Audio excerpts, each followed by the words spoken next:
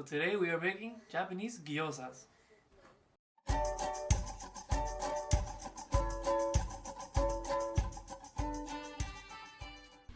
Hey everyone, welcome back to another episode of Dish It All Out. Today we're in Tokyo, Japan with Chef Kei and Mia, and they're going to teach us how to make 3 different types of gyozas. If you're ever in Tokyo and want to learn how to make authentic Japanese cuisine, please check out Kei's website in the description down below. So let's dish it all out. As always, we're going to have the ingredients and their whole recipe in the description below. Now let's begin by making the dough. We're going to start off by adding a little bit of salt, and we're going to be mixing our bread flour and a little bit of hot water. We're going to use a spatula and we're going to incorporate it really well, making sure that we scrape all the bits of flour all around the bowl. And then once it's all mixed, then we're going to add another part of all-purpose flour. And we're going to slowly continue to add a little bit of water while continuously mixing. We're going to continue this process until all the ingredients are fully incorporated together. Let's add some potato starch onto our workbench, and then we're going to place our dough right on top. Make sure you get your hands all nice and coated with that potato starch. It's going to help you for the dough not to get stuck to your hands so much. Give the dough a nice covering of starch, and then we're going to go ahead and begin kneading the dough by folding the dough over itself and using your palm to push forward and then bring it back, fold over, and then push again. You're going to continue to do this process until it is nice and smooth. Do you like gyozas? Yeah? Oshi, yeah? Oshi. Once the dough is smooth, we're going to form it into a ball and then go ahead and cut it in half. We're going to roll each piece out into a log-sized shape, and then we're going to try to make sure to get them all an even size throughout. It takes a little bit of practice, but even if you mess up, you can go ahead and re-roll it a little bit until you get that desired uniform shape. Next, we're going to cover our logs in potato starch, and this is going to prevent it from sticking again too much. We're going to cover it with plastic wrap, and that's also going to help the dough from not drying out. Doughs in general usually like to dry out a lot if you leave them out uncovered. This is also true for a lot of fresh pastas that you make, so always try to keep it wrapped together, and this is going to help it contain its moisture content, and especially because you're going to be rolling one at a time.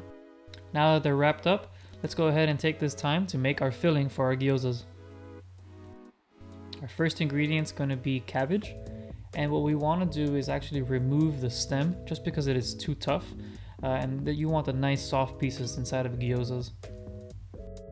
A quick tip to help the slicing of the cabbage is actually to go ahead and roll it on itself and then cut it in thin slices. Once you cut it all the way through, we're going to actually rotate it, the slices themselves, and create nice little cubes. Next up for our filling, we're going to continue chopping our ingredients. We're going to be using chives, ginger, and also garlic. Now let's prepare our meat for the filling. Traditionally for gyozas, ground pork is used, but you can substitute it for any other kind of meat that you would like. For seasoning, we're going to add some sesame oil and then mix it all in and try to incorporate it with the pork itself. It is important for the steps ahead to add each ingredient and mix it well to ensure that the ingredients are equally distributed. Next up, we're going to go ahead and add some soy sauce as well.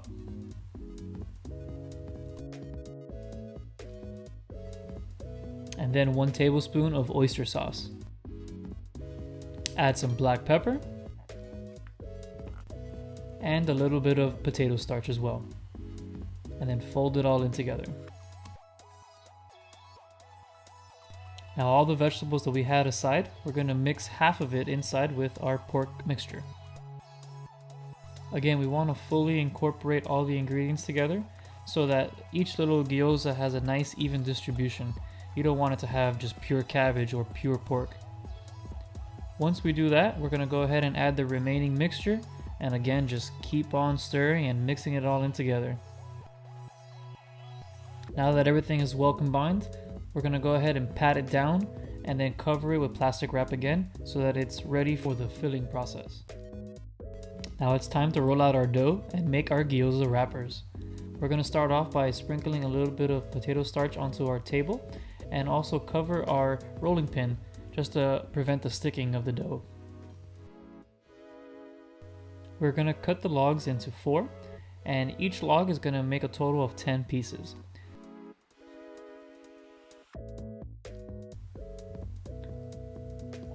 So like we said, we're gonna make 4 different cuts. So that's 2, 3, and 4.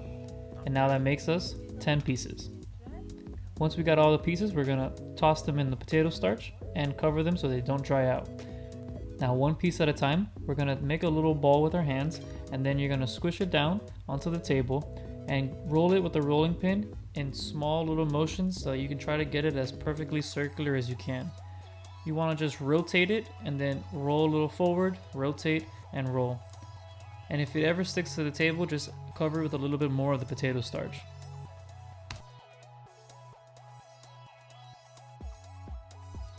The ideal shape is a perfect circle, kind of like a little biscuit cutter.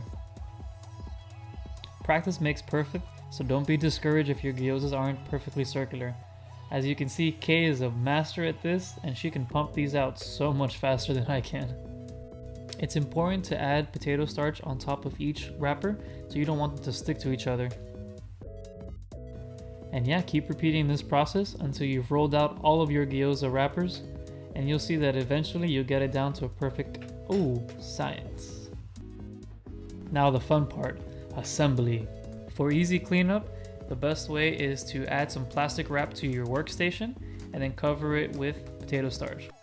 For the pork mixture, the easiest way to estimate your filling sizes is to divide it up into 4, and then each quarter is going to make about 5 pieces. For the assembly, you want to dust off as much potato starch from the wrapper. Then you're going to add a small dollop of the pork mixture into the center. And with a little bit of water, I like to have a little cup on the side, you can dip your finger and gently wet the outside edges, and that's going to help the wrapper itself seal properly. You want them to join onto itself. The easiest way for me was to place the gyoza onto a table, pinch the top, and then the sides. And then what you want to do is carefully fold each side into itself. Here's a better view of the folding technique. And again, you want to make sure that it is completely sealed so that when you cook the gyozas, you don't want the filling to ooze out of it. Boom, first one, only a million more to go. After a few tries, you start to get the hang of it, and you'll start to make them faster and prettier with every gyoza that you pump out. Now that our first batch of gyozas are complete, we're going to teach you how to cook them 3 different ways: pan fried, boiled, and deep fried. For the pan fried method, you want to get a nice medium-sized pan, and you want to try to get as many gyozas as you can in a nice circular motion, and then even fill in the middle with 2 more. We're going to start off the cooking process by adding a little bit of water, and then we're going to cover it with the lid and let it cook for about 3 to 5 minutes. After that, you're going to see that the water is evaporated out, and now that's perfect time to go ahead and add a little bit of oil. This is going to give it a nice crunchy texture to the bottom of the pan. After another 3 to 4 minutes, we're going to add some more sesame oil, and then we can flip it over. And the moment we've all been waiting for. Wow. Now those are some nice, crunchy, perfectly crisp gyozas. Next up, for our boiled gyozas, it's going to be pretty simple. We're going to just drop our gyozas into a pot of boiling water and let them cook until they float up to the surface. After they're all ready to go, we're going to go ahead and strain them and add them to a plate. And you can garnish it with a little bit of soy sauce and sesame oil. And here we have the pan-fried gyozas. And over here, we have the boiled gyozas. The deep fried are coming. Now for the deep fried gyozas, you want to bring a pot of oil and bring it up to a boil. You want to use a neutral oil. Once they are nice and cooked for about 3 to 4 minutes, you want to add them to a cooling rack like this. And now it's time to eat. We've made deep fried, pan fried, and boiled gyozas. And I want to give a very special thank you to Kei, who taught us how to make gyozas, but also taught us how to make mochi. So if you haven't already seen that video on how to make 6 different kinds of mochis, we'll put a link to it right above here. Hey guys, thanks for watching. If you found this video helpful, please hit the like button as it would greatly help us out on our YouTube algorithm. If you want to continue to follow our culinary adventure, please subscribe to the channel as we're going to be posting videos on here weekly. And as always, dish it all out in the comments as we really want to hear from you. Let us know what recipes you'd like us to cover and what you need help with in the kitchen. So, see you on the next one.